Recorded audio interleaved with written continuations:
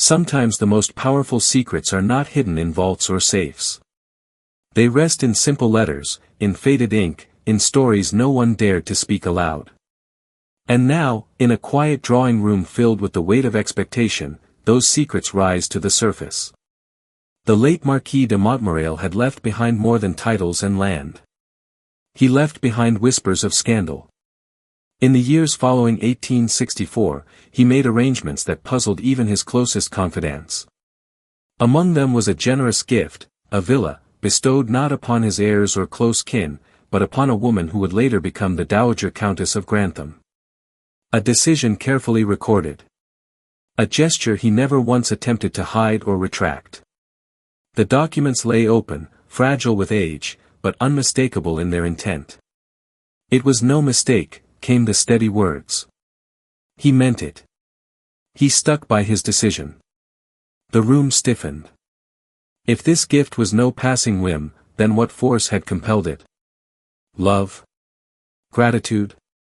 Or something darker, blackmail? The very suggestion made the air bristle. He must have been pressured, one voice insisted, almost desperate to rationalize. She must have forced his hand. Yet the response was swift and cold. That is foolish. The court will see through it. There is no hardship here. Your husband sold the villa freely, long before he ever met you. My advice is simple, surrender the property without delay. The word stung. Pride resisted. But duty weighed heavier.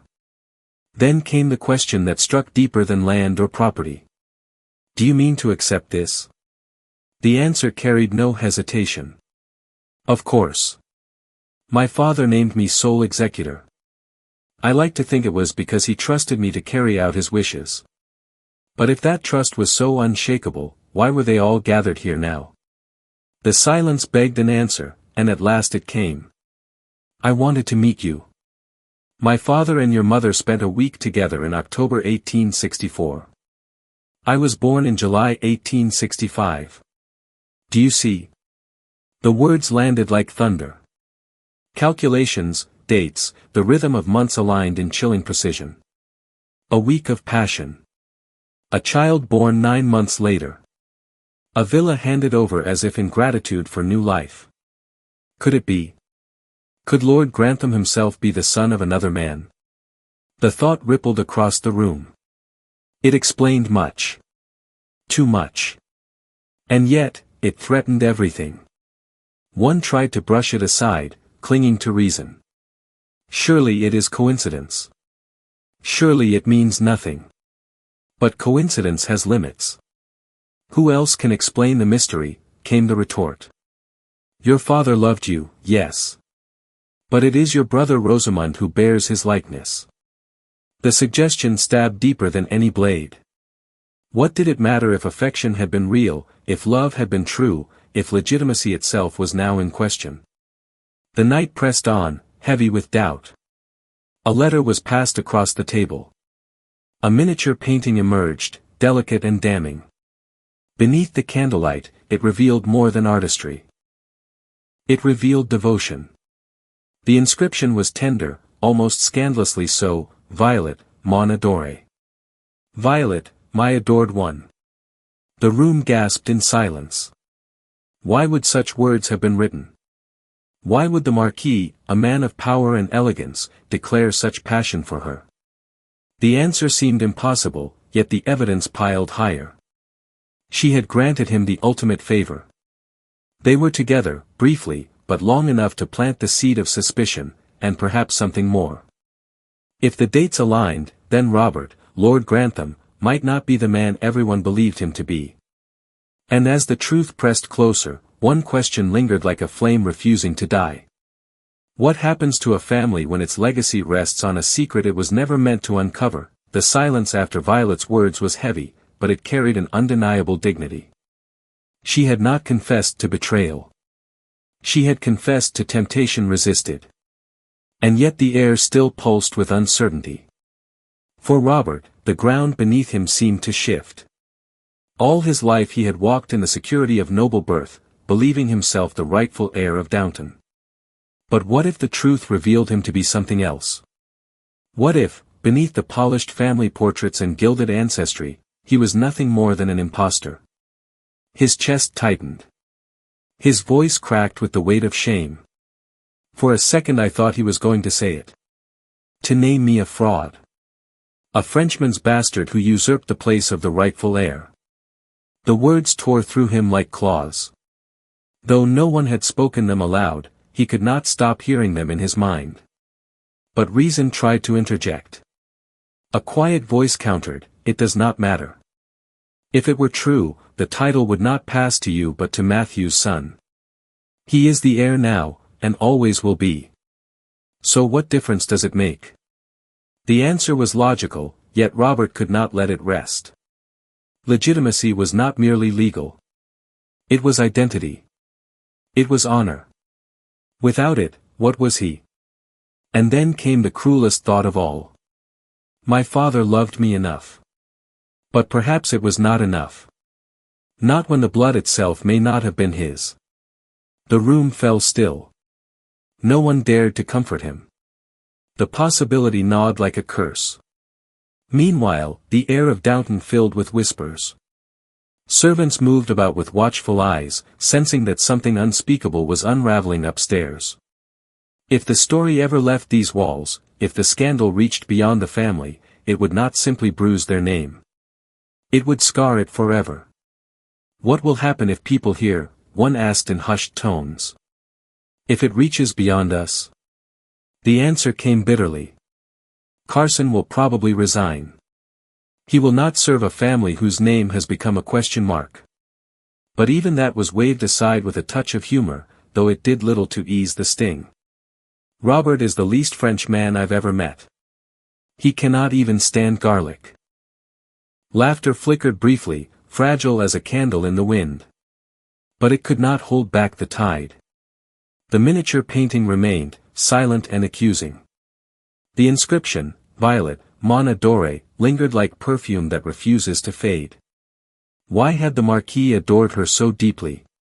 Why had he delayed marriage until years after Robert's birth? Why had he given her the villa as if sealing a private vow? Every clue whispered the same dreadful possibility. Yet Violet denied it to the end. There was nothing, she said firmly. Nothing but pestering. Nothing but the kind of affection a foolish man might lavish on a woman who had no intention of returning it. But was that true? Her eyes told one story. Her silence told another. And Robert was left with doubt clawing at his soul. The family tried to close the matter, but unease clung like shadows. Robert had always believed himself a rightful son. Now he could not look at himself without questioning the very foundation of his life. And so, even as night fell upon Downton, one truth blazed brighter than all the rest: the documents and letters had cracked open a past that refused to stay buried. The family might try to deny it, to laugh it away, to treat it as coincidence. But Robert knew. Deep within, he felt the tremor of something too dangerous to ignore. The legacy of Grantham was no longer certain. It stood on the edge of revelation. And the question remained, urgent and merciless. What would happen to Downton if the secret came to light? The night pressed on, heavy with revelation. But there was still one final thread to unravel, one last piece of evidence that refused to stay hidden. The miniature painting, delicate in its frame, had been more than art. It had been a symbol. And tucked away, forgotten by some but not by all, there remained a letter. A letter that carried the Marquis' hand, his words, his heart. The drawer creaked open, and there it was, aged but intact, waiting to be read. The handwriting flowed with a passion that time had not dimmed. Dearest Violet. We missed the chance to know perfect love. Yet we still can, if only you would change your mind. The room froze. No one dared breathe. The letter was not a casual note. It was a confession. A plea. A mark of longing too intense to be denied. Violet's eyes shone with something unspoken. At last, the truth she had carried for decades demanded its voice. There was nothing to tell, she insisted softly. Nothing happened. Not beyond the letters, not beyond a fleeting moment of affection. But her voice faltered. She remembered. She remembered the allure of the Marquis, the temptation that nearly swallowed her, the fire she had barely extinguished. "I will not deny," she whispered, "he was the most attractive man I had ever met. Had I been tested again, I fear I would have failed. But I had only just married. I could not bring myself to betray. I was happy enough with Robert's father, happy in the English way, when you never speak of feelings, but you trust." Her words carried both pride and regret. She was no scarlet woman, though the world might have painted her so. She was a woman who had fought temptation and won, but at the cost of a lifetime of questions. The family listened, caught between relief and sorrow. She had resisted. Yet even in resistance, she admitted the danger of what might have been. And with that admission came the cruelest paradox of all. If Robert was not born of his father, then nothing she said could change the truth written in blood. If he was, then all this torment was needless suffering, shadows cast by coincidence. Robert lowered his head, the weight of his name pressing harder than ever.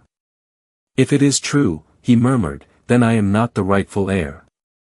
I am nothing but a fraud." But Violet reached across the years, across the shame, across the doubt, and steadied him. "You are no fraud. You are Robert Crawley. You are Lord Grantham because you lived it, because you bore its duty, because you carried it with honor. Whether by blood or not, Downton is yours in spirit. And that can never be stolen." Her words, though resolute, did not erase the sting. Robert's heart ached with the possibility of being an impostor, a man raised in privilege but haunted by doubt. Yet somewhere in his soul, he knew his father had loved him as his own.